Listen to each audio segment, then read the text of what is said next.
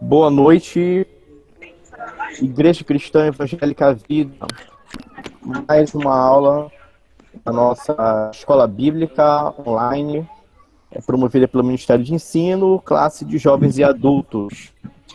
Estamos tratando sobre morte e o estado intermediário.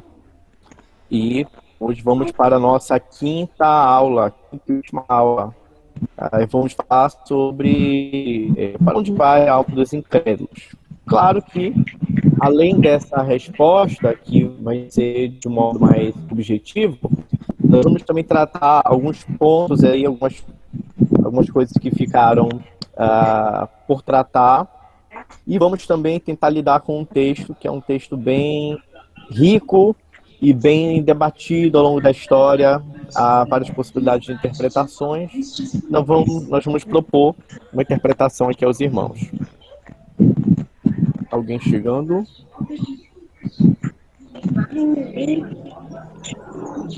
Boa noite, bem-vindo, irmão Josiel. Então vamos lá. Peço aos irmãos que verifiquem se os microfones estão desligados e podem ligar no momento da participação de vocês. Aula 5, para onde vai a alma dos incrédulos? Para onde vai após a morte? Vamos lá. Quero só retomar algumas palavras que eu falei na semana passada, não somente dando oportunidade para aqueles que não assistiram, mas também aproveitando para relembrar, já que vai ser necessário para aquilo que nós vamos tratar hoje. Então falamos de algumas palavras aí só rapidamente. Sheol e o seu equivalente no grego, a palavra hebraica Sheol, o seu equivalente no grego Hades. Algumas vezes tem um significado lá no Antigo Testamento, como por exemplo nesse texto de Gênesis 37, 35, de sepultura, literalmente o lugar onde as pessoas são enterradas. Algumas vezes dá o significado de morte, ou mundo, ou estado dos mortos, já que a gente não discutiu essa questão de lugar ou estado, essa questão do inferno, do céu, como é que a gente pode tratar. É bem complicado a gente falar de um lugar, já que a dimensão espiritual é algo que nós não compreendemos muito bem e certamente vai além daquilo que nós entendemos hoje, dos critérios, dos parâmetros de espaço-tempo que nós temos hoje dentro da perspectiva física. Uma outra tradução aí seria inferno, no sentido de que é um lugar de castigo para os ímpios.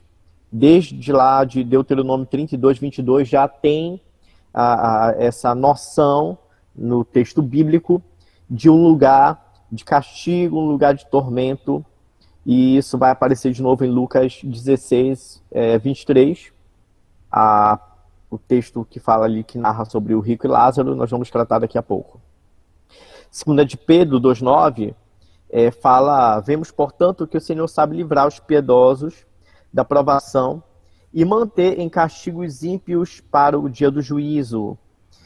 Então parece que há um lugar onde os ímpios aguardam para o juízo final. Existe uma outra palavra também, que às vezes é traduzida como inferno, que é o Guiena. Traduz-se como inferno, isto é, o lugar de punição futura. Designava originalmente o Vale de Rinom, ao sul de Jerusalém, onde o lixo e os animais mortos da cidade eram jogados e queimados. Então, obviamente, é um lugar histórico onde havia ali os animais e o lixo ali era queimado.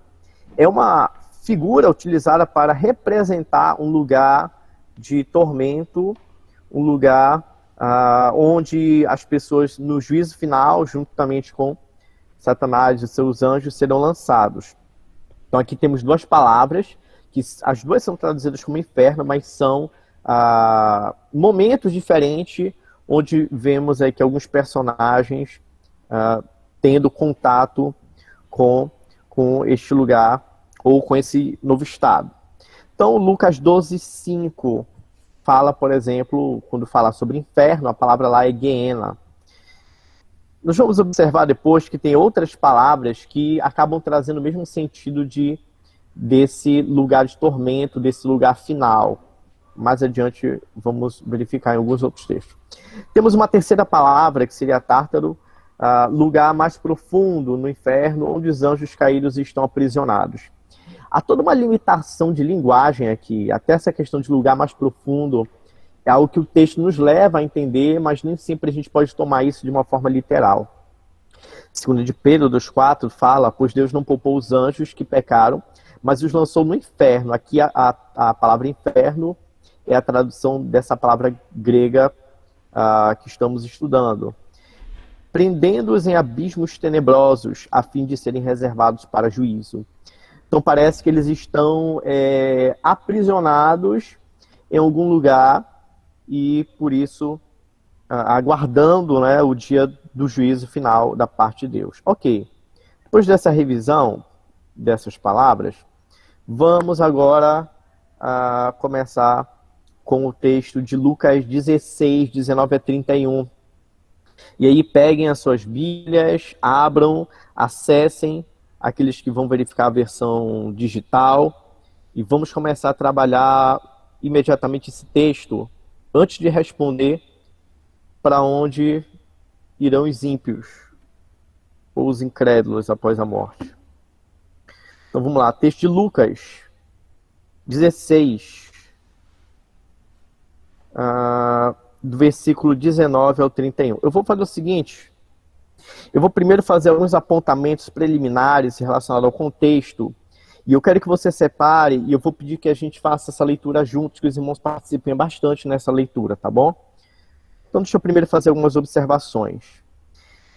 Em primeiro lugar, temos uma sequência de parábolas, desde Lucas 15, e o discurso parece encerrar somente em Lucas 17, 10. Então, se vocês observarem aí na Bíblia, Lucas 15, ele vai falar de 3 parábolas. Vamos lá, eu acho que vocês não estão... não vão conseguir acompanhar. Vocês estão acompanhando os slides aí, certo? Sim. Tá, ok, então... Ok. Tá. Eu vou só mencionar aqui, então, eu estou só conferindo aqui o capítulo 15 de Lucas. Temos do versículo 1 ao 7 a parábola da ovelha perdida, você me acompanha na sua Bíblia. Do versículo 8 ao 10, a parábola da dracma perdida. Do versículo 11 ao 32 do capítulo 15, temos a parábola do filho pródigo. Aí chega no capítulo 16, do verso 1 ao 13, a parábola do administrador infiel. E depois Jesus vai direcionar ali algumas palavras.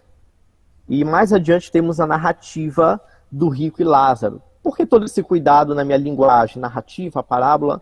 Porque há toda uma discussão se essa narrativa é uma parábola ou não.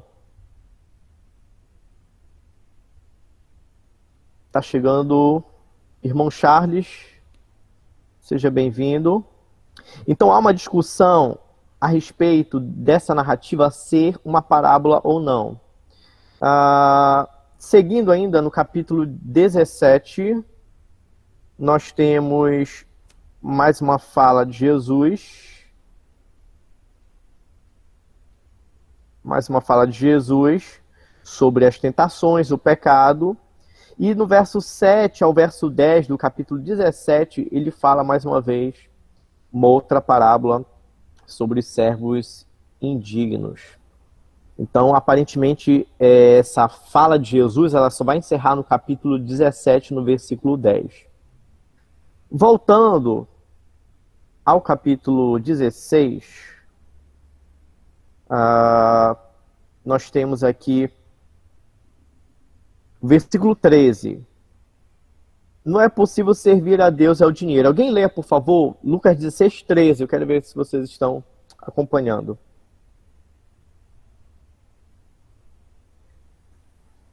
Um escravo não pode servir a 2 donos ao mesmo tempo, pois vai rejeitar um e preferir o outro, ou será fiel a um e desprezará o outro. Vocês não podem servir a Deus e também servir ao dinheiro. Ok, então, principalmente aqui no capítulo 16, Lucas está tratando de como as pessoas lidam com os bens materiais. A parábola do administrador infiel vai falar também um pouco disso, que nós devemos administrar os nossos bens com perspectiva no futuro, pensando nas consequências eternas do modo como lidamos com esse dinheiro. Então, a nossa mordomia aqui representa quem nós somos espiritualmente diante de Deus. E o modo como ele agiu pensando no futuro foi algo que foi louvado pelo Senhor. Mais adiante, no versículo, e ele vai concluir com essa observação: que ninguém pode servir a dois senhores, mas que ou você vai agradar um e ao mesmo tempo vai desagradar o outro. Então, o texto aqui está falando sobre a administração do dinheiro e o perigo do apego ao dinheiro. Agora, do versículo 14 ao 17, Jesus fala aos fariseus condenando o amor ao dinheiro, a autojustificação e a valorização, ou melhor, e valoriza a palavra de Deus. Então, alguém leia, por favor, do versículos 14 ao 17, por favor.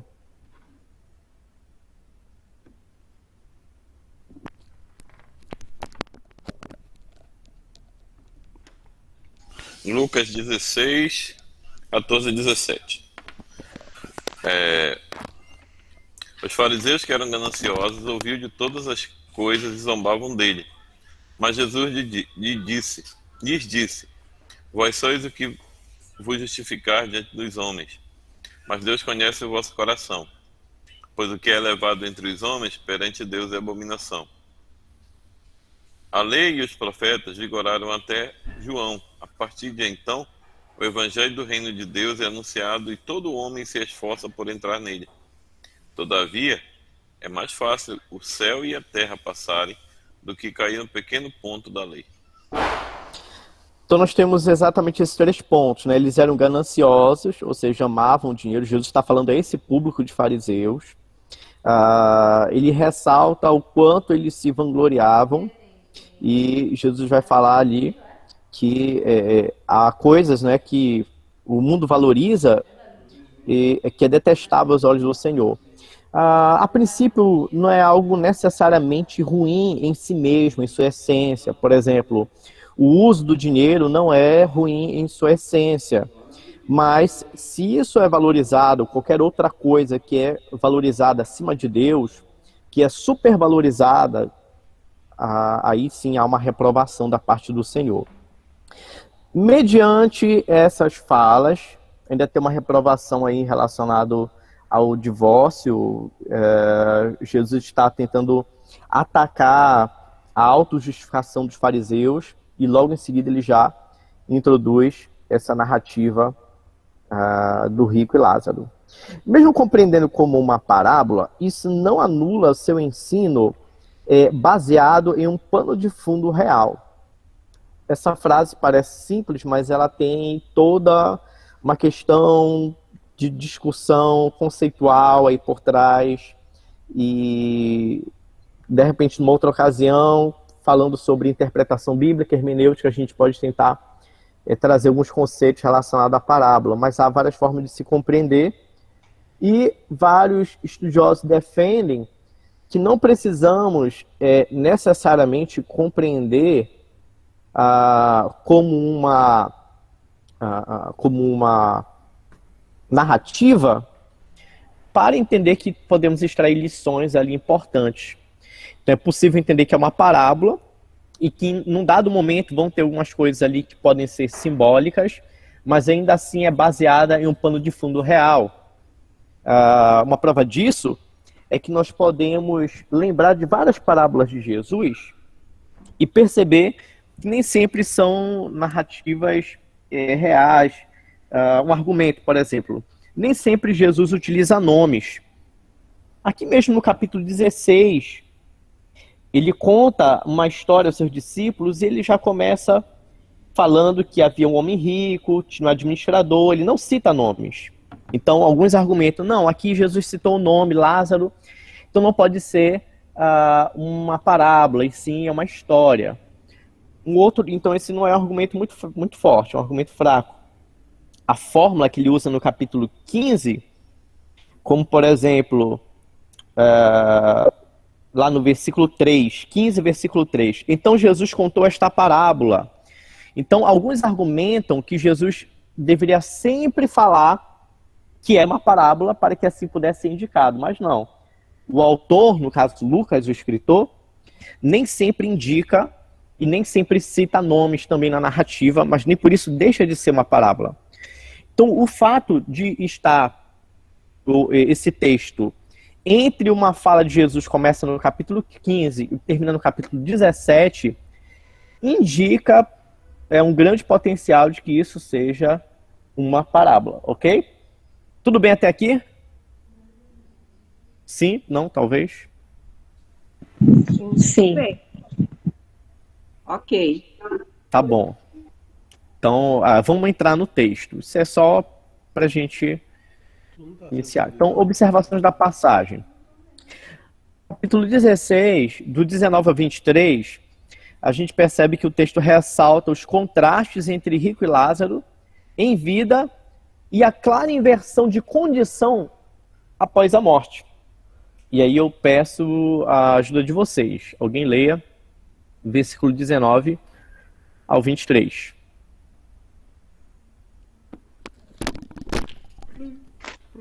havia um homem rico que se vestia de roupas de púrpura e de linho finíssimo, e todos os dias se banqueteava com luxo. E um mendigo chamado Lázaro, todo coberto de feridas, foi deixado em seu portão, e desejava comer das migalhas que caíam da mesa do rico, e até os cachorros vinham lamber-lhes as feridas. Até qual versículo? Até o 23. Quando o mendigo morreu, foi levado pelos anjos para junto de Abraão. O rico também morreu e foi sepultado. No inferno, em meio aos tormentos, o rico ergueu os olhos e viu de longe Abraão e Lázaro junto dele. Ok, então, a partir do versículo 19, nós temos aí a descrição de quem era esse homem rico. E parece que o texto quer ressaltar realmente o quanto ele era rico.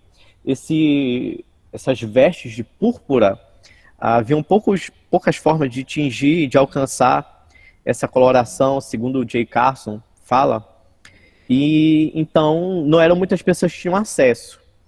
O linho fino algumas vezes era utilizado como roupas de baixo, e também não era algo caro. Ou melhor, não era algo barato, mas era custoso. Dá a entender que até mesmo as roupas de baixo ali daquele homem eram de grande valor. E o modo como ele vivia, sempre cercado de luxos, ele desfrutava abundantemente de tudo aquilo que ele possuía. Mas em contraste, o problema não é nem o desfrutar do que ele possuía, mas o texto parece indicar e colocar uma certa incomodação aqui, desde o início da nossa leitura, é a atitude dele em relação ao outro. Porque enquanto ele desfrutava dessa riqueza constantemente, na sua porta tinha um mendigo coberto de feridas, chamado Lázaro. Então, dependendo da tradução, diz que alguém o colocou lá. Então, possivelmente ele não tinha até dificuldade de se locomover. Dependendo da tradução que você lê, vai ter sentido. E se ele estava ferido ali, ele estava possivelmente ainda doente, e ele desejava receber essa ajuda, ou seja, comendo da mesa do homem rico. Aqui lembra aquela passagem da mulher sirofenícia, em que ela desejava comer daquilo que sobrava das mesas. Em função de ser uma mulher estrangeira, contava ali com a misericórdia dos judeus, e sabemos que no Antigo Testamento Deus, ele orienta e não somente encoraja, mas ele ordena que haja solidariedade para com os menos favorecidos, principalmente ali as viúvas, os órfãos e os estrangeiros. Então aquele mendigo estava ali aguardando desfrutar de algo. Ele ansiava comer do que caía da mesa do rico, e, por outro lado, os cachorros vinham lamber as suas feridas. Então era um estado realmente de humilhação, de extrema necessidade, em contraste com o estado do rico. Porém, após a morte, a gente percebe que há uma inversão. O rico desfrutando de coisas boas e o mendigo ali sofrendo Por outro lado, agora o mendigo morreu, os anjos o levaram para junto de Abraão, ou para o seio de Abraão. E o rico também morreu, foi sepultado. É interessante que não há nenhum destaque, e ele não fala do sepultamento do mendigo. Parece que até nesse momento da morte teve uma diferença no tratamento. Quem sabe ali o rico foi homenageado e o mendigo que morreu não. O outro detalhe também é quando fala que levaram para o seio de Abraão ou para junto de Abraão. A gente lembra do discípulo amado João, que reclinava a cabeça no peito de Jesus. E a ideia ali é de proximidade, de estar próximo, de intimidade. Dependendo da cultura, os tratamentos são diferentes. Por exemplo, na nossa cultura tem um contato físico maior, as pessoas costumam ter esse contato, normalmente é algo mais comum, sem levar em consideração, é claro, esse contexto de pandemia, mas o contexto cultural normalmente é esse. Já em outras culturas, os homens andam de mão dada. Em outras culturas, os homens apenas se cumprimentam, curvando-se um na frente do outro. Então, tem várias formas. Ali naquele contexto do judaísmo, estar reclinado no seio do outro significa estar próximo, significa uma intimidade. Então, o seio de Abraão pode ser compreendido que Lázaro foi para onde Abraão estava. Não necessariamente o seio de Abraão é um lugar especificamente. Tá? Então, a gente pode entender que ele estava junto de Abraão. Pela narrativa e pela linguagem bíblica, a gente pode entender dessa forma. Só um minutinho, alguém chegando. Irmão Abimael e irmã Dani de novo. Vamos lá. Então, versículo 22. O rico foi sepultado. E parece que quando também ele usa o nome do mendigo e chama Lázaro, parece que a história aqui quer destacar que há uma importância nessa personagem, aqui nessa narrativa. Então, o fato de ele usar um nome aqui e não usar em outras parábolas, parece que ele quer trazer justamente esse contraste da importância, do valor daquele que em vida na terra era desprezado pelos homens e pelo rico, mas diante de Deus ele é chamado pelo nome. Inclusive Lázaro tem também um significado especial.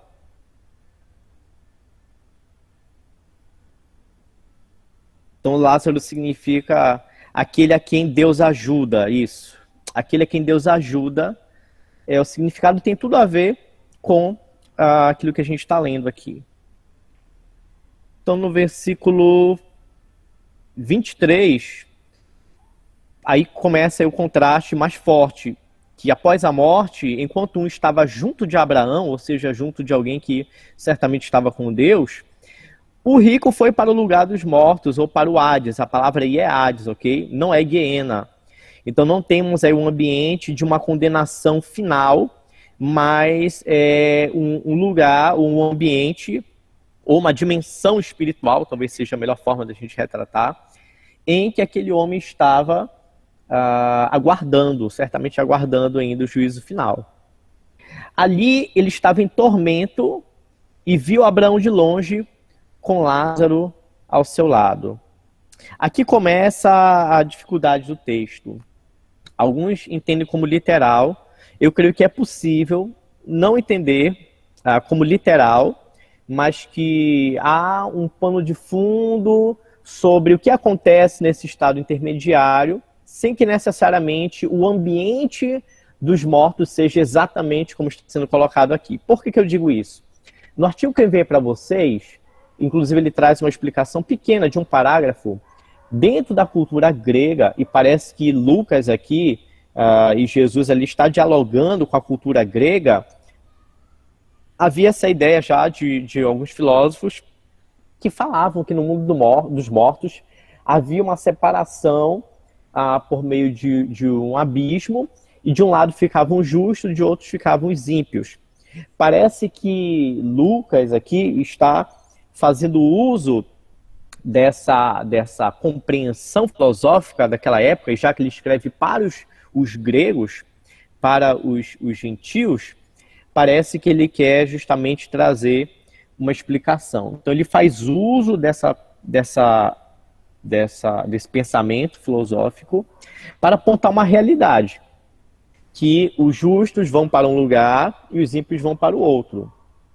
E ele começa a detalhar aqui dizendo o seguinte, que esse ímpio ele vai para um lugar e ele fica ali atormentado, enquanto que o outro, que era justo, ele vai para onde os demais justos estão, e lá mais adiante a gente vai ver que ele vai ser consolado.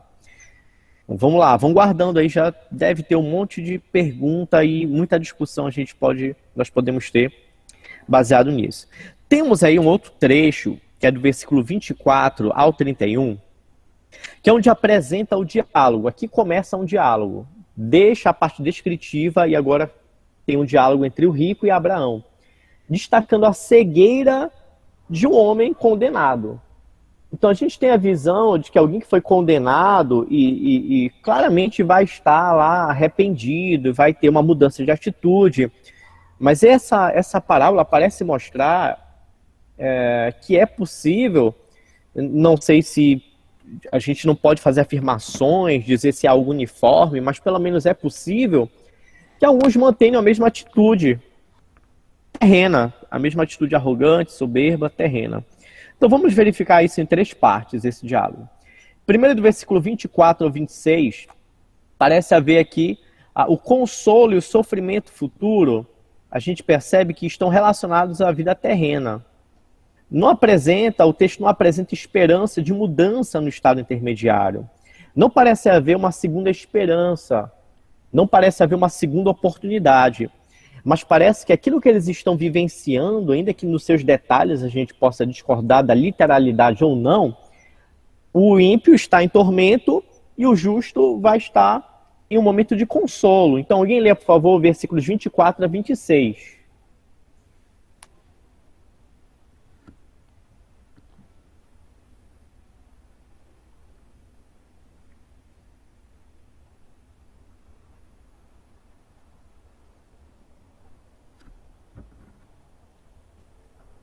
Então chamou o pai Abraão: tem misericórdia de mim e manda que Lázaro molhe a ponta do dedo na água e refresque a minha língua, porque estou sofrendo muito neste fogo.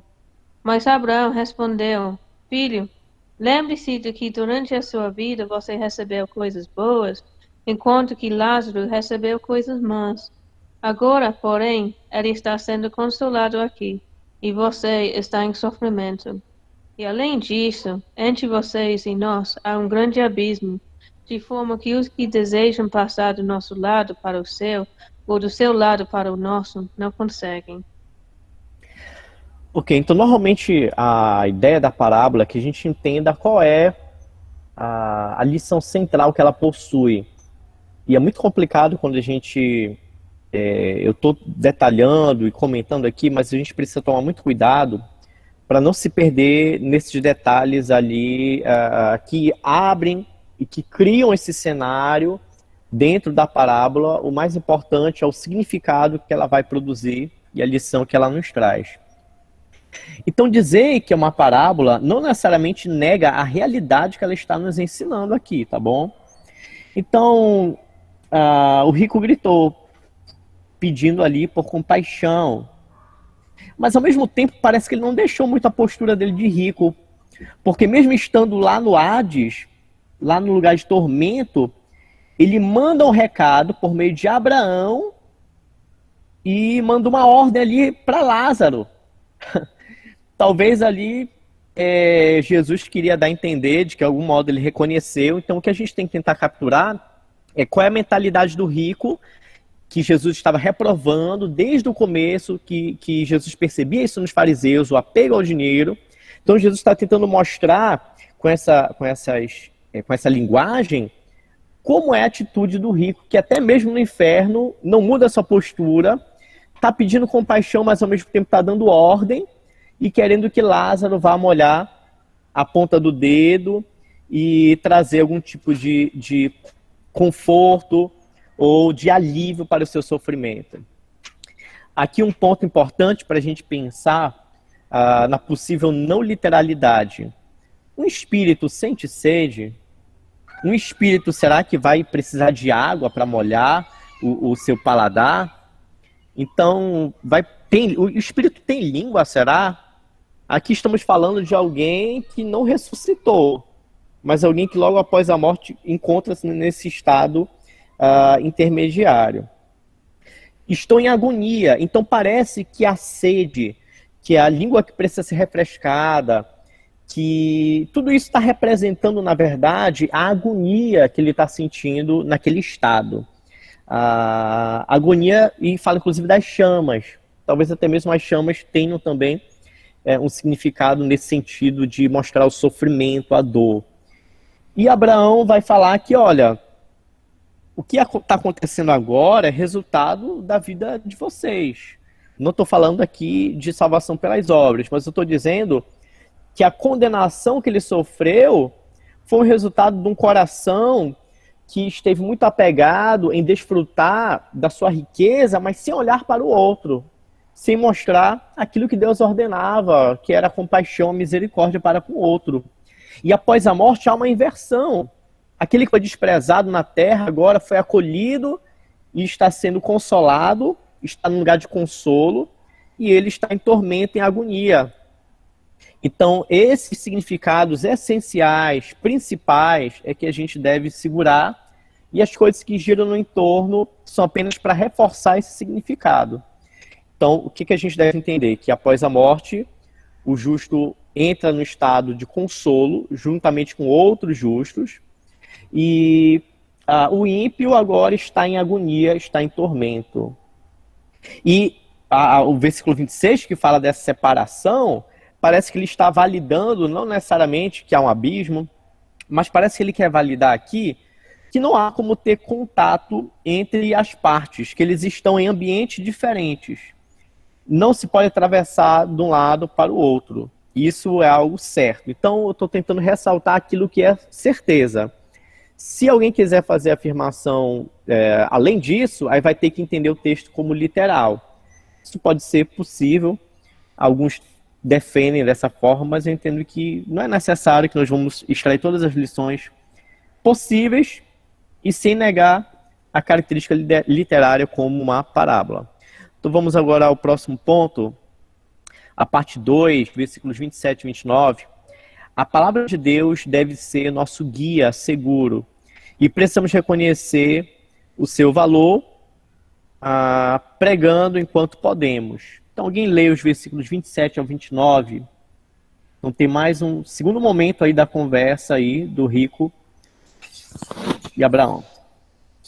Então ele disse: Eu te imploro, ó Pai, que mandes a família de meu pai, porque tenho 5 irmãos. Manda-o para os advertir, a fim de que eles também não venham para este lugar de tormento. Abraão lhe disse: Eles têm Moisés e os profetas, que os ouçam.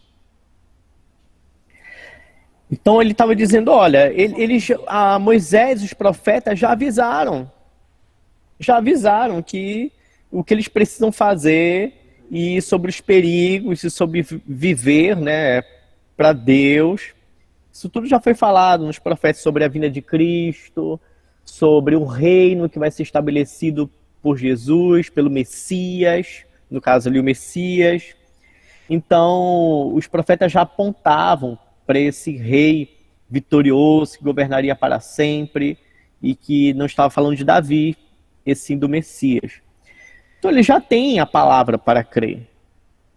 Então, aqui, ao mesmo tempo que ele valoriza as Escrituras, ele mostra que não há como pregar depois que você partiu, depois que morreu, não tem como mandar recado. Então, ele parece que está afirmando isso, está mostrando também, em todo esse diálogo, toda essa conversa, que os mortos estão conscientes e que os mortos lembram daquilo que tinha ali na terra, lembram dos seus familiares, lembram dos seus parentes e tudo mais nesse estado intermediário. Pasmem vocês. Versículos 30 e 31, mais uma vez, eu quero ressaltar, dentre as muitas coisas, que a palavra de Deus é suficiente para produzir fé. Então ele fala, ressalta aqui, alguém lê, por favor, versículo 30 ao 31, ele argumenta novamente.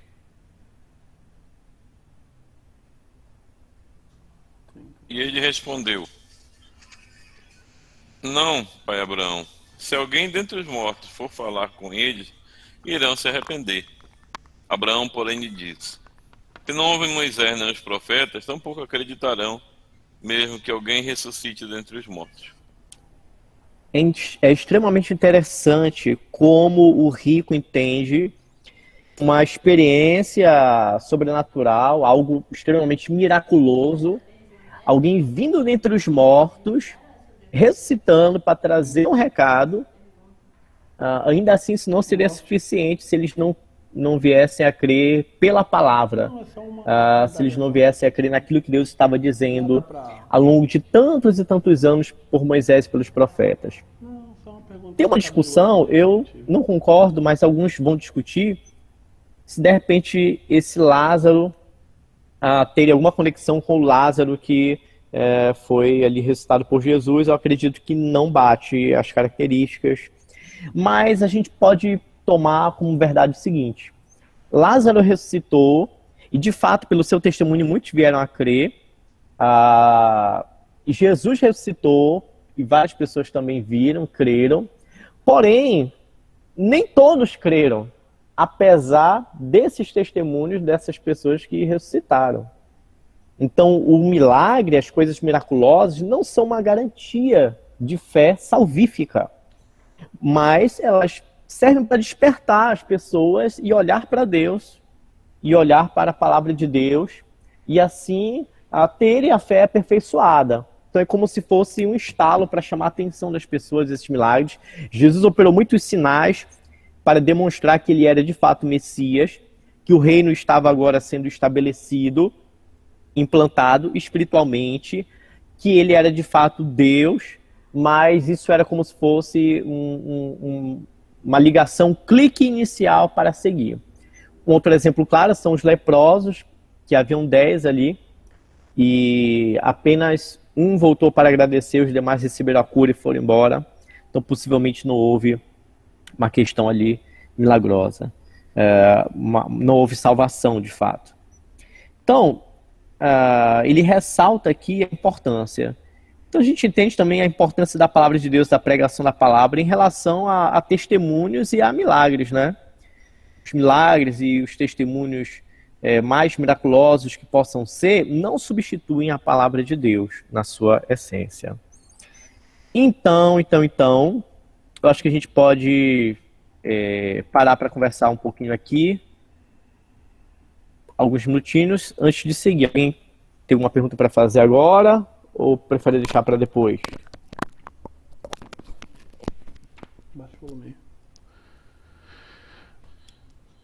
Eu tenho uma, mas eu não sei se ela tá no contexto, assim, mas ela tá dentro do texto. Versículo 26, ele fala o seguinte, que além do mais há entre nós um grande abismo, ninguém daqui pode atravessar para o seu lado e ninguém daí pode atravessar para o nosso. Tipo, eu penso assim, como se fosse uma dimensão onde não tivesse saída e a entrada é regida por Deus. A minha pergunta era, no momento da transfiguração, falando dessa questão de vida e morte e pensando em que na transfiguração os discípulos relatam que quem estava conversando com Jesus era Elias e Moisés, se existe a possibilidade de que as pessoas mortas estejam na nossa mesma dimensão. Era essa a pergunta, baseado nesse acontecimento. Eu entendo que, como o próprio texto mostra, que é possível que eles venham, que apareçam, mas somente há 2 casos na Bíblia que são casos especiais, onde a gente vê que o próprio Cristo é quem promove isso, o próprio Deus está à frente disso. Um caso é esse da transfiguração, e o outro está lá no Antigo Testamento, que a gente poderia tirar um dia para falar só sobre esse texto, que é lá no primeiro livro dos Reis, que é quando Saul ele vai consultar a Pitonísia e lá ele pede para ver Samuel. Há muita discussão, são os únicos dois textos na Bíblia em que abrem essa possibilidade, mas todos dois parecem estar sob o controle de Deus. Se a gente admite que ali era Samuel, isso não abre margem para as práticas de consulta aos mortos, porque aquela atitude foi condenada por Saul, e o texto diz que o narrador diz que era Samuel, e o texto também afirma que depois daquilo ele foi condenado e ele deveria morrer. No capítulo seguinte, a gente percebe que esta palavra teve o seu cumprimento, ele vai para a batalha, morre juntamente com seus filhos, então foi uma atitude condenada por Deus. E no caso da transfiguração de Jesus, mais uma vez a gente observa que não é algo que aponta para um controle por parte daquelas figuras que estavam aparecendo, possivelmente ali Elias, Moisés, mas na verdade Jesus é que estava no controle daquilo. Quando a gente vê, mais adiantando rapidinho aqui, Hebreus 9, 27, isso é bem polêmico o que eu estou dizendo, a gente pode... Hebreus 9, 27 diz o seguinte: e assim como cada pessoa está destinada a morrer uma só vez, e depois disso vem o julgamento. Então parece que esse texto quer dizer o seguinte, que não há reencarnação, que as pessoas morrem uma única vez, e parece que Deus estabeleceu, e como você bem colocou, falando aí da questão do abismo, que há limitações que o próprio Deus impõe sobre essas pessoas. Mas esse mesmo Deus que impõe essas limitações foi o Deus ali que na transfiguração apareceu com aquelas duas figuras ali, aqueles dois personagens. E temos outro ponto aí que podemos discutir também lá do texto de Samuel. Então parece que é algo que os homens não têm poder de sair, Lázaro não tinha o poder de ir para onde estava o rico, e o rico não tinha o poder para ir onde estava Lázaro, e aquele abismo é algo que simboliza essa limitação e esse isolamento de ambas as partes. A gente pensa no abismo, talvez, de um modo terreno aqui, né? Algo físico, algo imaginável, mas esse abismo talvez seja apenas uma figura para ilustrar uma separação que é intransponível, que os homens não têm poder de ultrapassar. Então acredito que houveram dois casos, em que Deus estava sob o controle desses dois casos, e que Deus, desde o Antigo Testamento, condena a consulta aos mortos, não necessariamente validando a possibilidade de que isso venha a acontecer pelo poder e pela ação humana, mas parece que a própria tentativa de consultar já causa algum tipo de mal, já causa algum tipo de abertura, possivelmente para o engano do diabo, entre outras coisas. Mas eu acredito que nessas duas ocasiões, Deus estava no controle. Eu acredito que foi possível, nessas ocasiões específicas, são os únicos textos que tratam disso, e que aquilo que Deus estabeleceu, somente Ele tem poder para ultrapassar e para fazer de forma diferente. Mas é algo que é imposto a nós. Morreu, aguardar o juízo. Respondido? Sim, sim. Agora deve ter um monte de outras milhares de perguntas, né, na cabeça de vocês. Mas se tiver um comentário ou mais uma pergunta dentro disso, eu vou dar ainda mais uma oportunidade antes da gente seguir. Mais uma pessoa aí. Mais alguém?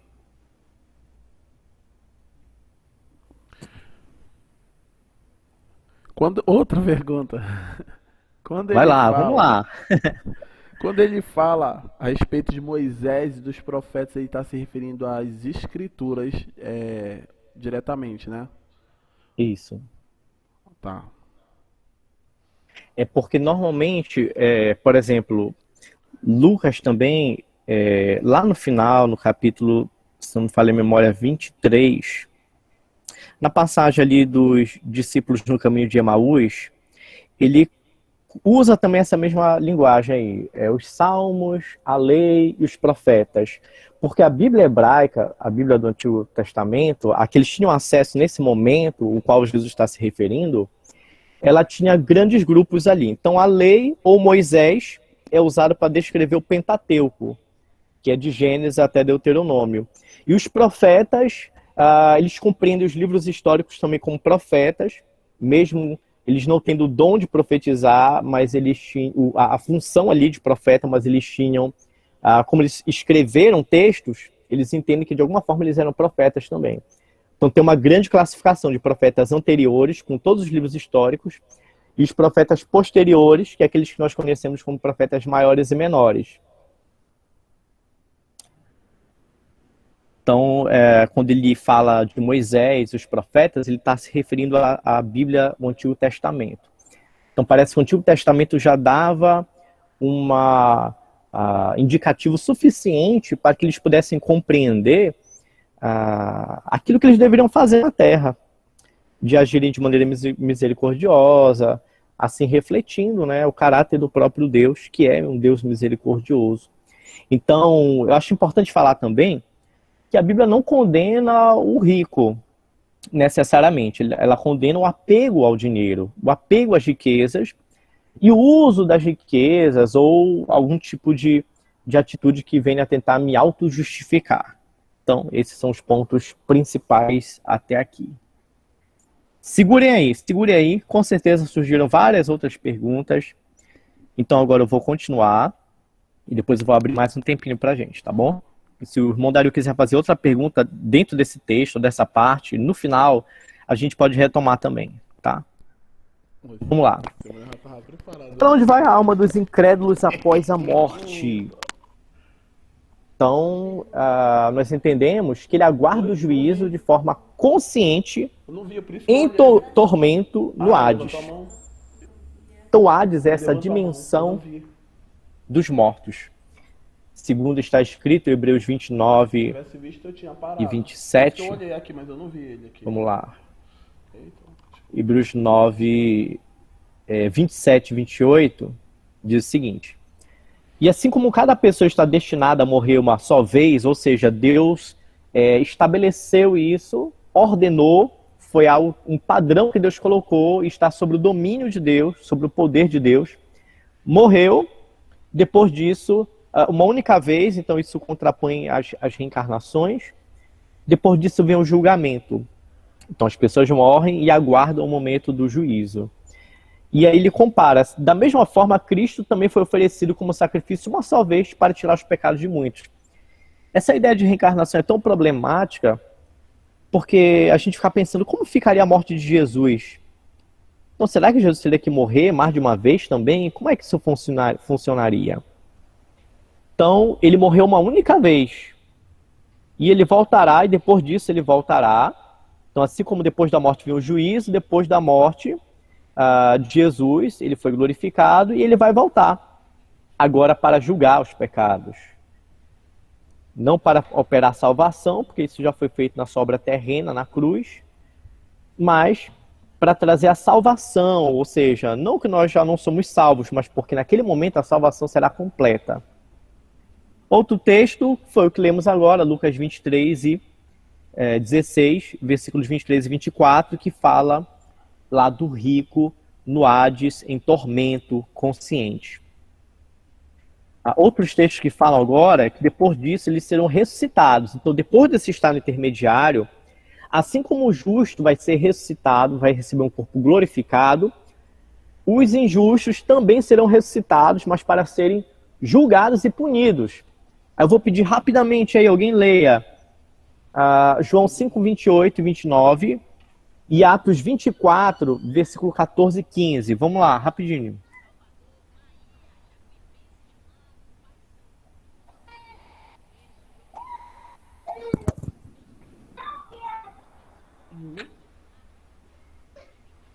João 5, 28 e 29.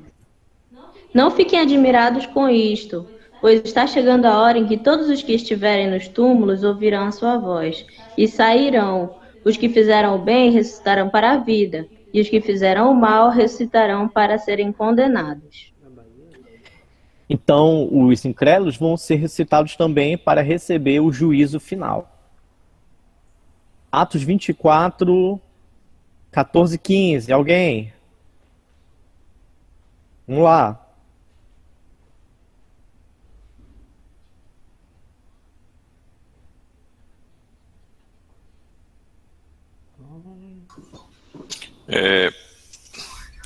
Mas declaro-te que, segundo o caminho, a que chamam de seita, sirvo o Deus de nossos pais e creio em tudo o que está escrito na lei e nos profetas, tendo esperança em Deus, como estes mesmos também têm, de que haverá ressurreição tanto dos justos como dos injustos.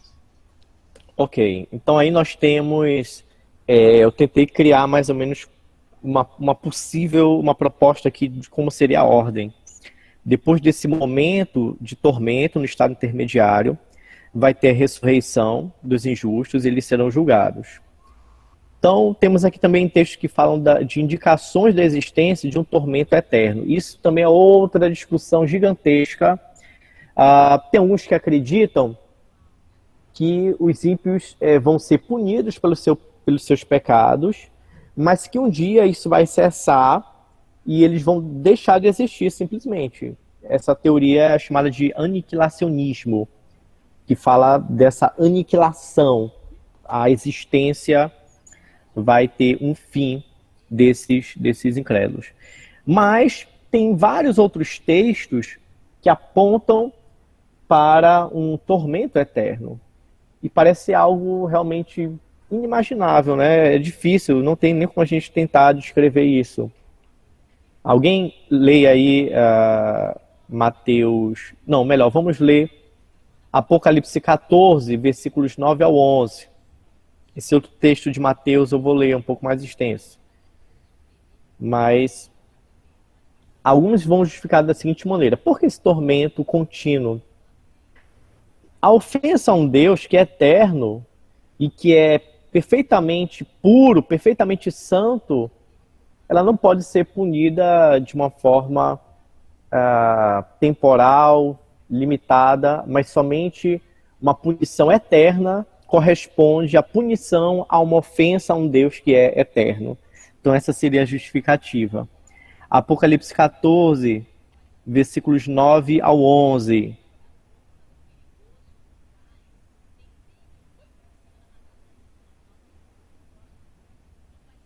Um terceiro anjo os seguiu, dizendo em alta voz: se alguém adorar a besta e a sua imagem e receber a sua marca na testa ou na mão, também beberá do vinho do furor de Deus que foi derramado sem mistura no cálice da sua ira.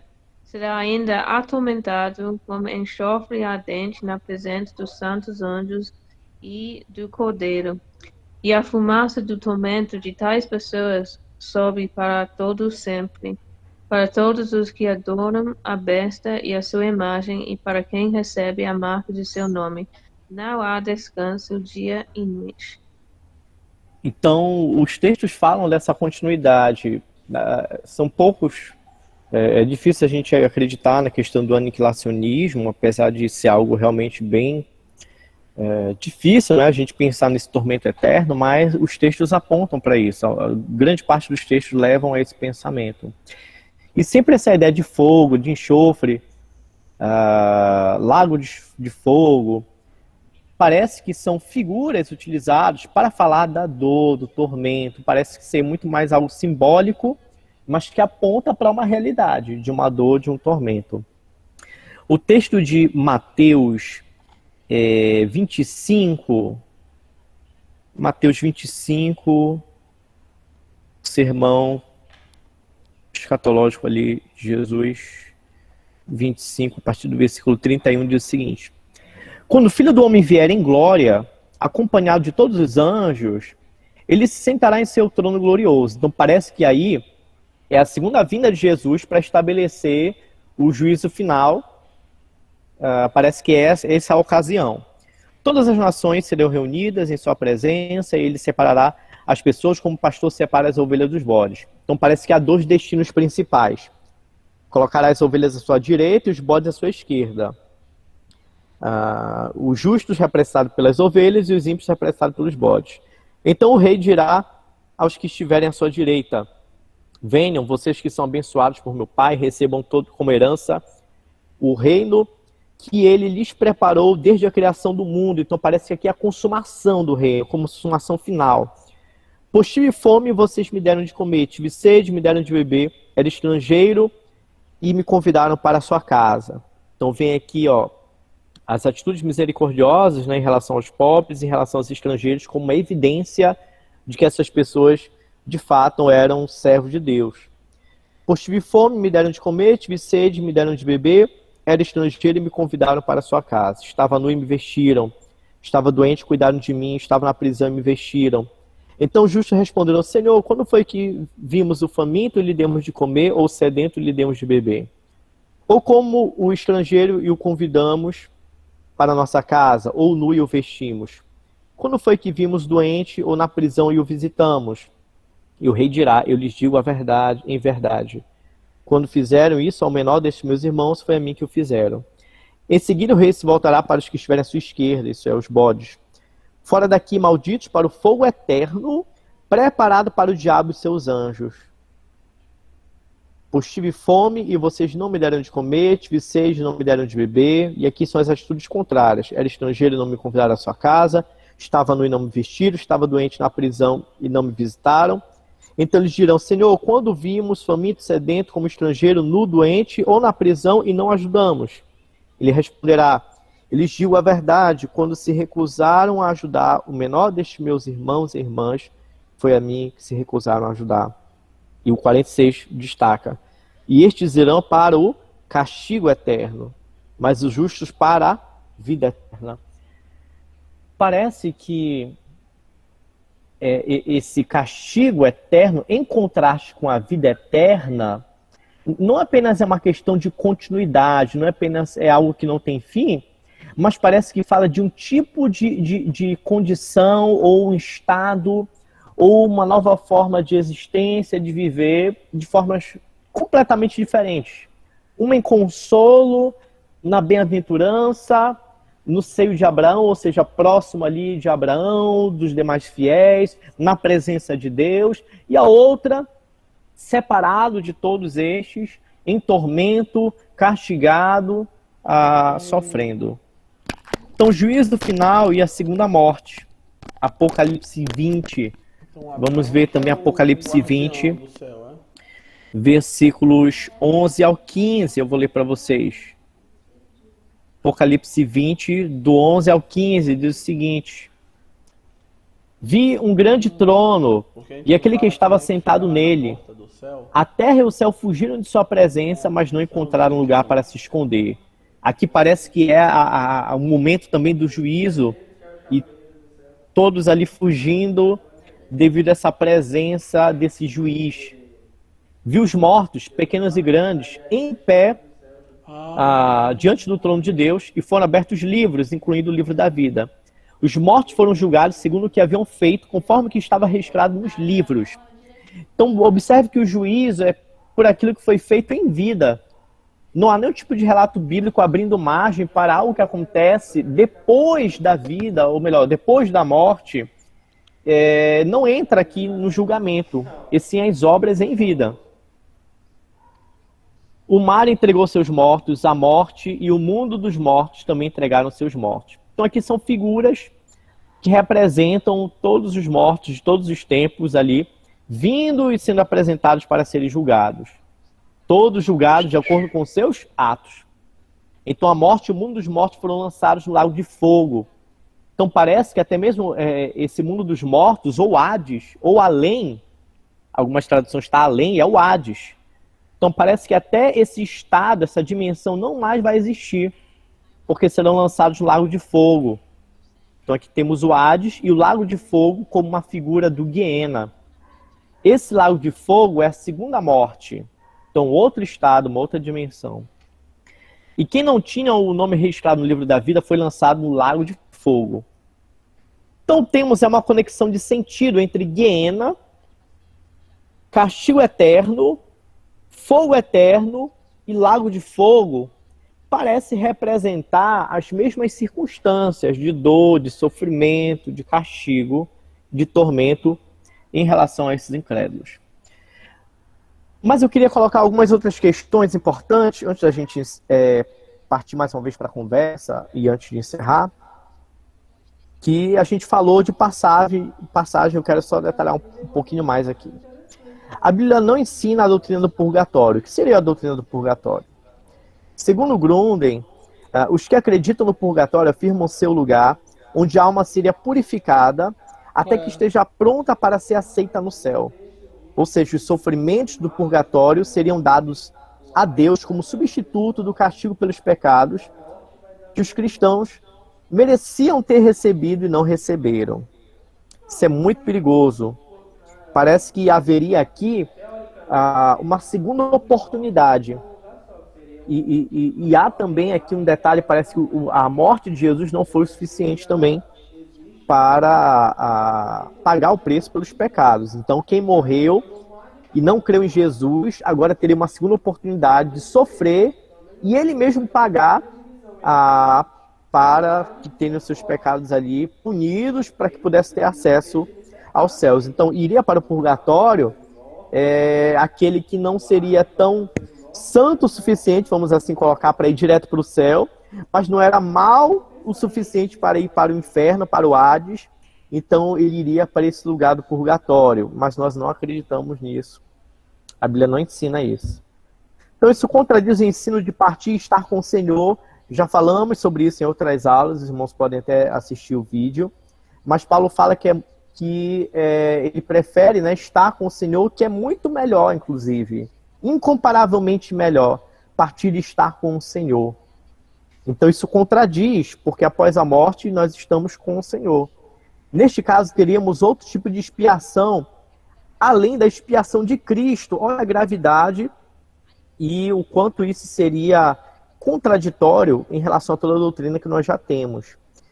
Atos 4,12 diz: não há salvação em nenhum outro, não há nenhum outro nome debaixo do céu em toda a humanidade, por meio do qual devamos ser salvos. Então, Jesus é o único caminho, a verdade e a vida. E tantos outros textos que apresentam Jesus, homem, e ao mesmo tempo Deus, como único caminho.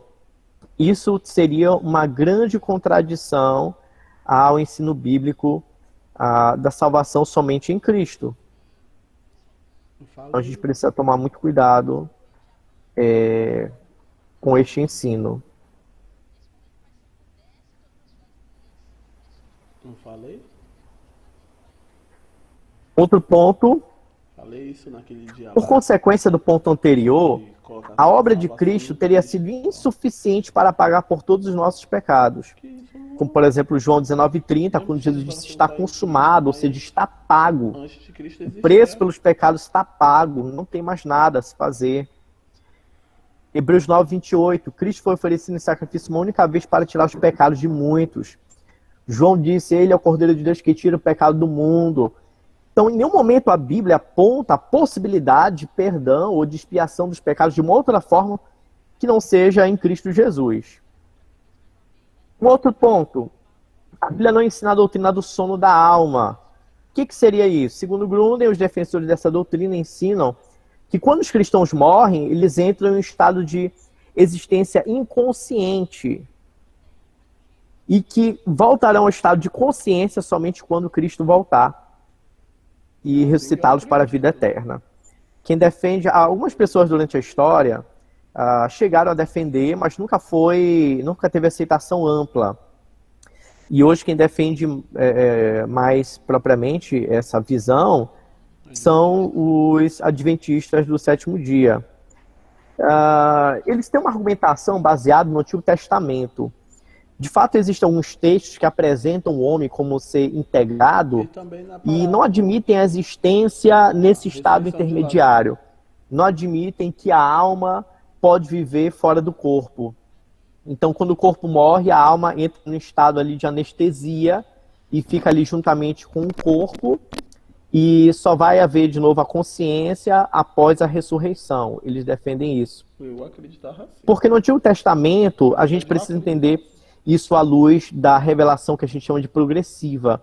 No Antigo Testamento, a gente observou que não há muita clareza sobre essas questões que nós estamos discutindo.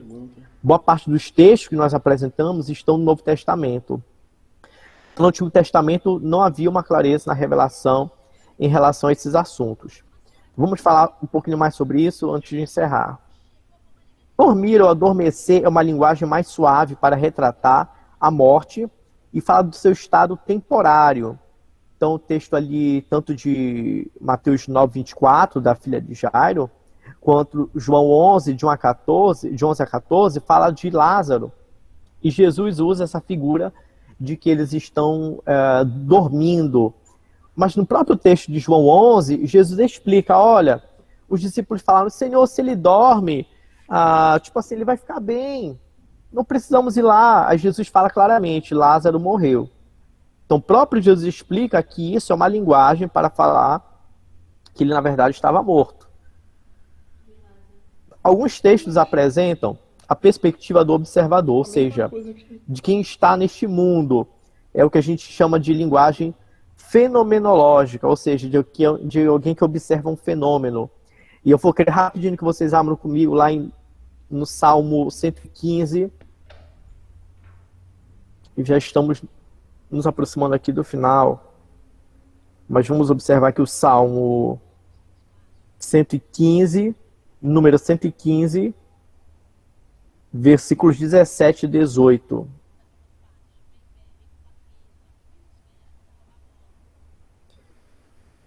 Diz o seguinte: os mortos não louvam ao Senhor, não cantam louvores ao Senhor, pois desceram ao silêncio da sepultura. Nós, porém, louvaremos o Senhor agora e para sempre. Então, observando o primeiro verso 17, eles usam aqui como argumento para falar do silêncio da alma, ou sono da alma, que seria esse estado. Mas qualquer um de nós que já tivemos a oportunidade de ir no velório e observar o corpo ali inerte, essa é justamente a linguagem de quem está observando. Aquela pessoa, na nossa visão aqui terrena, ela não fala, ela não ouve, ela não louva ao Senhor, ela não adora a Deus. Em vários outros momentos o salmista também fala, Senhor, pede livramento, porque como poderei te louvar, Senhor? Então ele está falando em uma linguagem dentro de uma visão da vida terrena.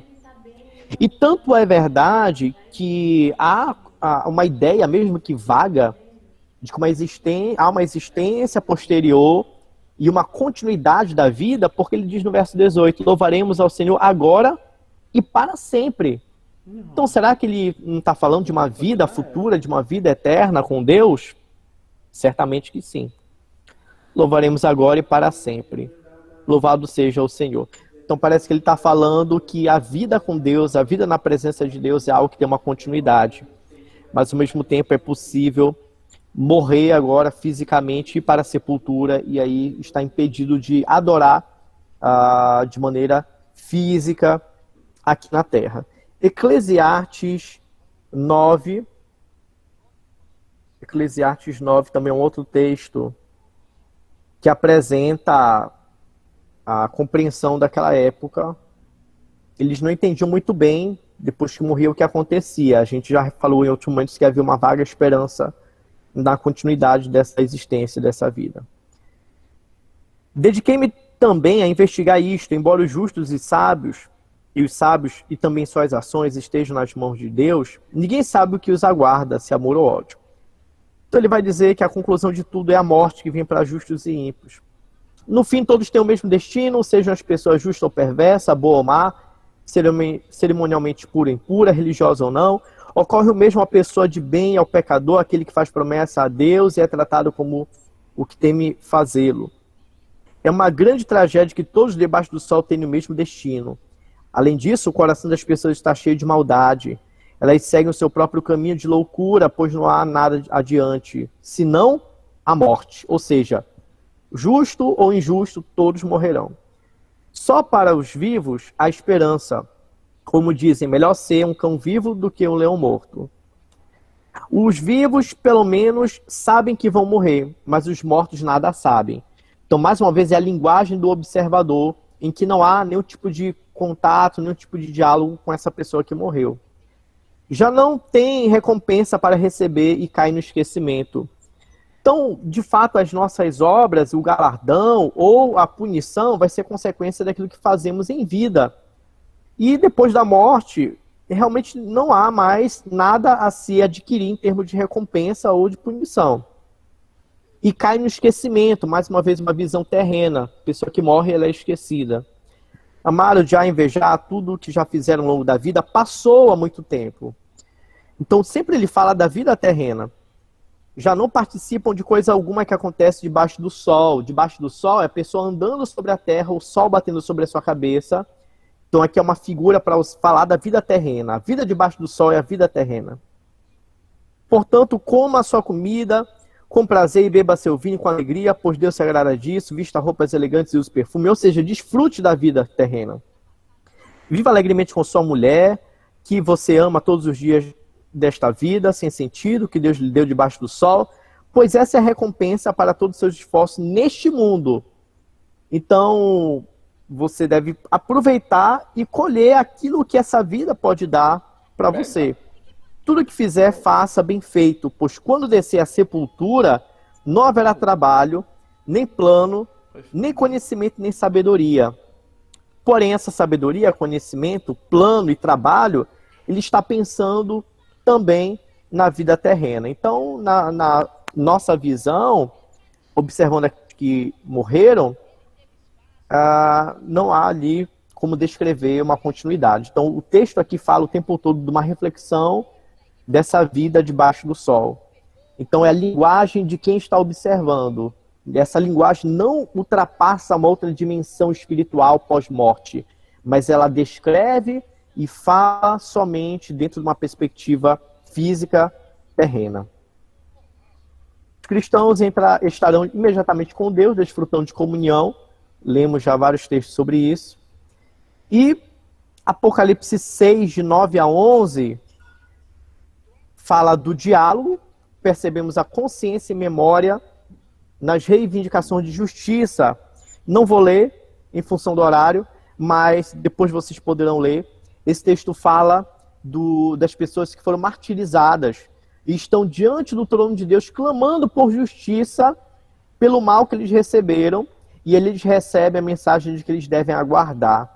Então eles demonstram consciência, racionalidade ao dialogar e lembrança daquilo que havia acontecido. Apocalipse 7, 9 a 10, havia uma multidão também de várias tribos, línguas, nações, que estavam clamando também diante do Senhor, mais uma vez mostrando um estado de consciência e contrapondo essa visão do sono da alma. Então, aqui chegamos ao fim da nossa apresentação. Quero dar oportunidade aos irmãos que desejarem fazer algum comentário. No nosso próximo encontro, não teremos conteúdo. E aí eu ainda vou verificar ainda com a minha coordenadora de ensino, a irmã Tássila, como é que nós vamos fazer essa culminância que vai ser na próxima semana da Escola Bíblica. Correto, irmã Tássila? Jesus diz. Então, se algum irmão tiver algum comentário, alguma colocação para fazer, está aberto nesse momento. Comentário, pergunta, observação. Ou se todo mundo já está pensando na saída, né, com os namorados também. Irmão Dario, o que ficou guardado aí? Tem alguma coisa aí? Muita coisa. São muitas questões, né? Sim, sim. Tem uma... Não, tô com uma questão, mas era sobre o céu, né? Essa questão do céu. Do segundo... Paulo, que Paulo estava no... Conhece alguém que foi ao terceiro céu, né? Perdão, é o terceiro céu. Isso. Muito bom, Dario. 2 Coríntios 12, 2 Coríntios. E Isso, aí é isso mesmo. ele Segunda fala Crônicas 2. que e até dá um período, se eu não me engano, é 14 anos. E aí a minha pergunta é, quem seria essa pessoa aqui? Porque algum tempo eu estudei sobre isso e até Uhum, onde entendi que o terceiro céu, como é mencionado, seria o paraíso. uhum. E ele disse que há 14 anos. Então eu penso, quem é que ele conhecia e se é a possibilidade de realmente ser o próprio Paulo. E a Uhum. outra questão que seria levantada é em que momento. Aí era essa a indagação. Bom, em relação ao momento, a gente não tem muita pista aí no texto, né, para dizer. Mas ele diz, nesse mesmo texto, ele começa falando que conheceu um homem. Mas logo depois, ele dá a explicação do porquê dessa experiência e fica subentendido que era ele mesmo. Então, ele fala aqui no versículo 4: tal homem foi arrebatado ao paraíso e ouviu coisas maravilhosas que não podem ser expressas em palavras, coisas que nenhum homem é permitido relatar. Só aproveitando aqui, que bom que você falou desse texto, que eu acho que eu não mencionei até agora. E às vezes a gente quer saber, né, até alguns teólogos brincam, até a mobília do céu, né? O que que tem lá, detalhe por detalhe. E Paulo está dizendo que são coisas tão maravilhosas que ele não poderia nem expressar. Então a gente é bem limitado. Parece que Deus quer que a gente entenda só o suficiente mesmo para fortalecer a nossa fé. Aí depois ele disse da experiência desse homem, eu teria razão de me orgulhar, mas não farei. Na verdade, minhas fraquezas são a única razão de orgulho. E ele vai falar ali do espinho na carne. E ele vai dizer que o motivo para que ele tivesse esse espinho na carne foi para que ele não viesse se ensoberbecer ou se orgulhar.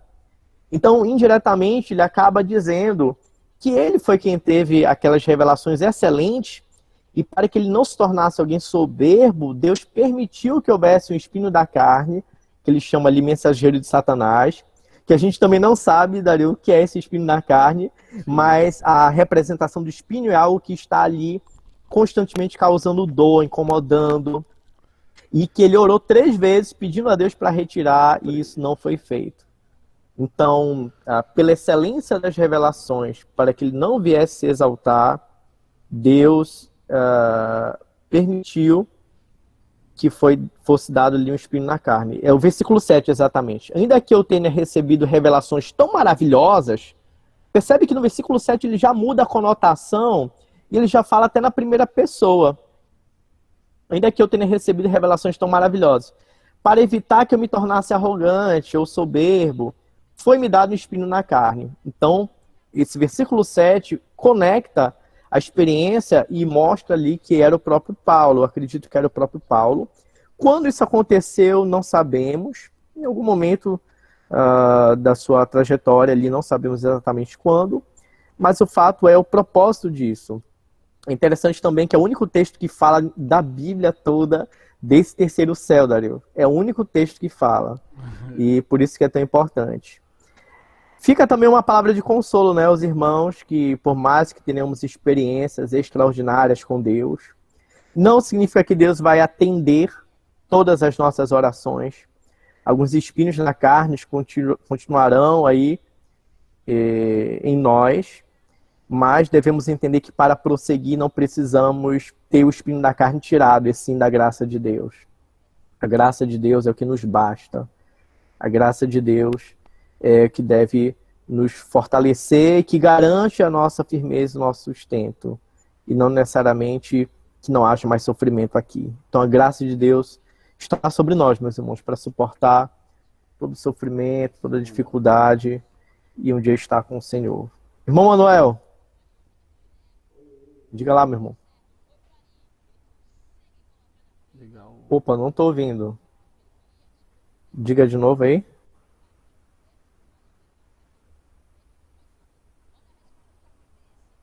Precisa ligar o microfone. Eu acho que tá Não tá ligado, saindo. mas não tá saindo o áudio. Tá aparecendo ligado aqui pra mim, mas não tá saindo. Agora deu pra ver uma Tá coisa. Vai lá. saindo agora? Agora, pode falar, meu Tá irmão. ouvindo? A minha questão é ainda voltando lá para a questão da conversa do papo lá de Abraão com Rico. Uhum. Às vezes a gente tem a tendência de materializar a realidade que é posta ali através das figuras. Sim, Eu entendo sim. que é apenas uma narrativa de uma realidade, Isso. não da existência real da conversa entre Abraão e o rico, não da existência real do pai e os dois filhos, no caso do filho pródigo, mas de uma narrativa de uma realidade que nós precisamos entender essa realidade. Né? Eu penso assim, não sei se porque senão fica na cabeça que, olha, o Abraão, ele realmente veio, bateu papo lá com o rico e mostrou essa dimensão, e conversou, insistiu e tudo. O rico fala lá com Abraão, lá no céu e tudo. Uhum. Mas eu penso que é uma narrativa que Jesus está falando de uma realidade, né, que as pessoas precisam entender dessa separação, desse estado dimensional, né, em que se vive posterior à morte, né? Sim, eu concordo com o senhor, né? Por isso que o que ele está falando, na verdade, ali é o apego ao dinheiro e às consequências, né? É isso que ele está tentando demonstrar. E a gente fica com os elementos essenciais aí. Os elementos essenciais é que aquele que realmente fez, serviu a Deus de modo sincero ali, ele vai ter um destino diferente do ímpio. Então esse é o principal que fica, e que depois não há contato e que eles vão para lugares diferentes. Então são os elementos essenciais da parábola que a gente fica, e por isso eu fiz questão de ressaltar que ela está entre várias outras parábolas, mas dizer que não é necessariamente uma história, um fato histórico, não nega a realidade. Como o irmão Manuel falou, foi exatamente essa defesa que eu tentei trazer a vocês. Não nega a realidade que ela apresenta e que ela ensina pra gente. Então, os ensinos principais aí ficam preservados sem problema algum. E é até complicado a gente falar de algumas coisas, se é lugar, se é uma dimensão que a gente não entende. A Bíblia não dá uma descrição de como é a vida espiritual. Agora, lembrando do comentário do Dario, é diferente do momento da transfiguração. A gente sabe que duas pessoas ali apareceram, né? Juntamente com Jesus, mas a gente também não tem muitas explicações. É só a linguagem dos observadores do que estava acontecendo. Não tivemos grandes detalhes em relação àquele fato. Ali sim foi um fato histórico, mas ali a parábola não. Foi uma ilustração, tem muita linguagem ali simbólica, mas representa uma realidade que o incrédulo vai sofrer, vai estar distante de Deus, e que os justos estarão sendo consolados. Nós precisamos tomar cuidado se nós amamos a Deus, servimos a Deus, ou se amamos o dinheiro, ou se temos outros senhores. Essa é a ideia principal aí que nos cabe.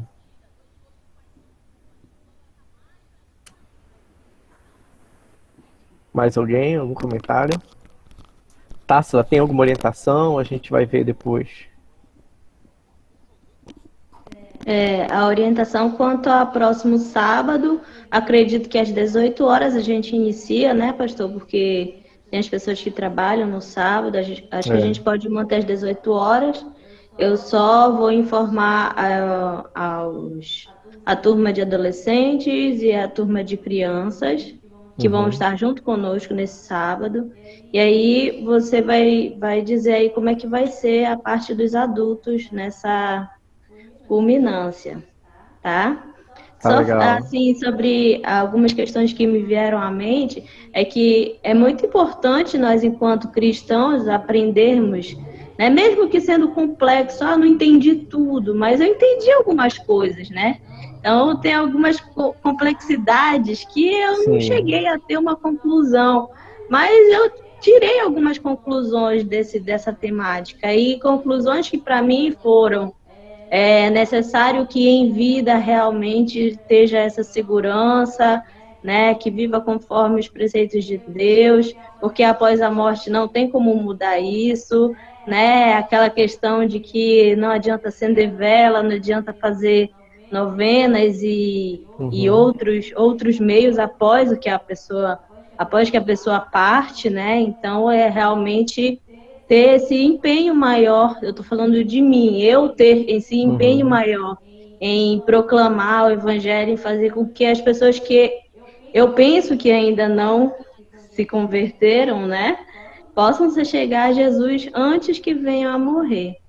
E aí a gente também pede que elas, que quando partirem, né, possam ter também alguma possibilidade de arrependimento antes de partirem. Algumas coisas que eu fui pensando. Uma das coisas que eu tenho muita dificuldade é no momento do velório, né? No momento do velório, eu, às vezes, não tenho palavras. E o que eu posso dizer para não falar besteira, né? Porque tem muita gente que diz, Deus precisou dessa pessoa, Deus levou, porque... E aí, às vezes, a gente fala muita besteira em velório, né? Então, para não falar besteira... Eu ofereço muito mais a minha, enquanto pessoa, né? O meu carinho, meu abraço, meu consolo para aquela família, para aquelas pessoas, porque a gente não sabe realmente o que vai acontecer na outra dimensão. A gente crê que os cristãos estarão com Jesus, né? E aí, para não falar muita besteira, eu tento não me expressar muito em relação à pessoa que faleceu. É o E medo de aí, colocar palavras na boca de Deus, né? Que a gente não sabe os reais motivos de Deus. isso. Então, são ensinamentos muito importantes que a gente futuramente, com certeza, vai ter outros aprofundamentos em relação a isso, né, pastor? Com certeza, meus irmãos. Eu creio que vocês foram instigados, que eu acho que isso... Eu tenho feito muitas provocações, não só nas aulas, mas às vezes até em alguns momentos nas mensagens. E até se você... Não, pastor, eu quero verificar se se não é, eu vou pesquisar, vou estudar mais. Isso é algo muito bom, porque encoraja você a buscar mais as escrituras, a perceber que existe muito ainda a aprender. Todos nós vamos ser eternos aprendizes do Senhor. Creio que até na eternidade a gente vai estar aprendendo lá dia após dia com o nosso Deus, porque Ele é maravilhoso, Ele é imenso. Eu não sei se um dia Ele vai encaixar na nossa cabecinha, que é muito pequena.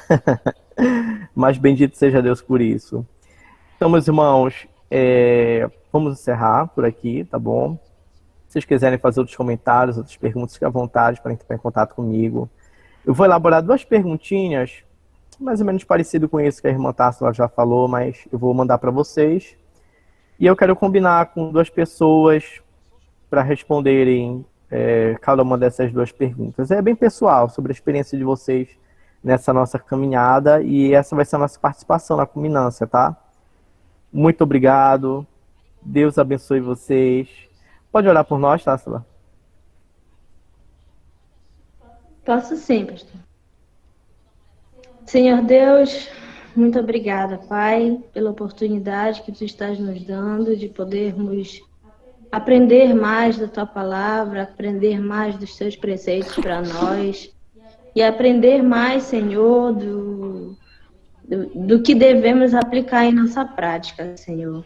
Ajuda-nos, Senhor, a sermos cada dia mais servos que Te buscam e queiram fazer a Tua vontade, Pai. Usa-nos para que possamos chegar a essas pessoas que ainda não tiveram, Senhor, esse momento de encontro contigo, que eles possam se encontrar e se relacionar e ter as suas vidas transformadas, Senhor, através das nossas ações também. Usa-nos, Senhor, para que em cada momento que Tu nos proporcionares, Senhor, dessa troca, desse falar sobre o Teu Evangelho transformador, seja realmente o momento em que Tu nos use, destrave as nossas línguas, aumente a nossa capacidade, que possamos ser usados por Ti em qualquer oportunidade que Tu nos deres, Pai. Obrigada, Senhor, porque a Tua palavra, Senhor, pode nos esclarecer muitas coisas no dia de hoje. E podemos, Senhor, encontrar em Ti o consolo, o conforto e a paz que nos basta, Senhor, que é o que a Tua graça nos traz. E é isso que nos basta. Obrigada por tudo, Pai. Em nome de Jesus. Amém.